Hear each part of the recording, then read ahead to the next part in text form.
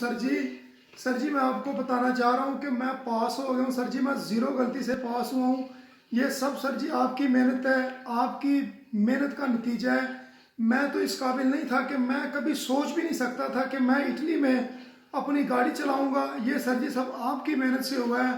Sir जी मैं आज इतना खुश हूँ कि मुझे डॉक्यूमेंट जब मिले थे, मैं यकीन करें इतना खुश नहीं था कि आज मैं जितना खुश हुआ हूँ। मैंने तो सोचा भी नहीं था कभी।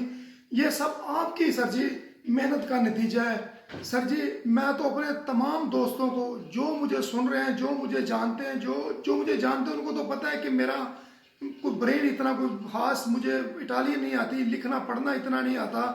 मगर जो लोग ये दिल में अरमान रखते हैं कि हम भी गाड़ी चलाएं और यूरोप में अपनी गाड़ी में घूमें, तो मैं कहता हूं कि सर एम्ब्रिश जैसा टीचर, यकीन करें ये मेरे पास अल्फाज नहीं है कि मैं क्या कहूं, मगर मैं कसम खा के कहता हूं कि सर एम्ब्रिश जैसा जो टीचर है वो आपको इटली में क्या, पूरे यूरोप में क्या, पूरी दुनिया में नहीं मिलेगा। पढ़ाते सभी हैं, हर बंदे का अपने पढ़ाने का तरीका है। ये पढ़ाते नहीं है, ये आपके दिमाग को ट्रेन करते हैं।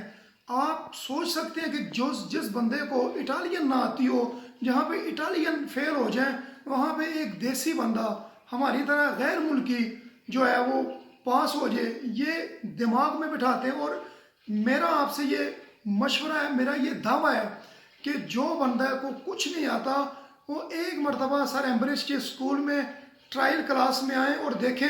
ये इनके पढ़ाने का तरीका ये है कि आप ऐसा महसूस करेंगे कि ये आपको पढ़ा नहीं रहे, ये आपको इटली के रोडों में, सड़कों में, मोड़ पे ऐसे हाथ से पकड़ के आपको ले जा रहे हैं और बता रहे हैं कि यहाँ पे मनाही है और यहाँ पे इजाज़त है, यहाँ आपने गाड़ी की स्पीड क्या रखनी है और कहाँ पे आपने तेज़ करनी है।